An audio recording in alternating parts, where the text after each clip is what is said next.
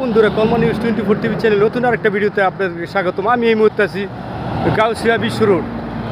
বিশ্ব রোডের পাশে যেই জায়গা রয়েছে সেই জায়গায় একটি মালবাহী ট্রাক উল্টে গিয়েছে। আপনারা দেখতে পাচ্ছেন একটি মালবাহী ট্রাক উল্টে গিয়েছে।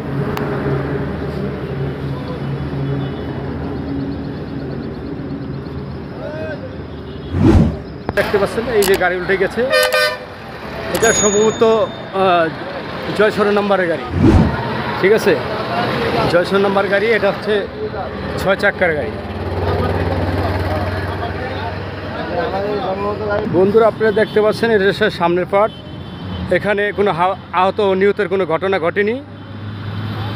ড্রাইভার এবং হেল্পার দুজনেই সুস্থ আছে। ওই যে হেল্পারকে আমরা গাড়ির ভিতরে দেখতে পাচ্ছি।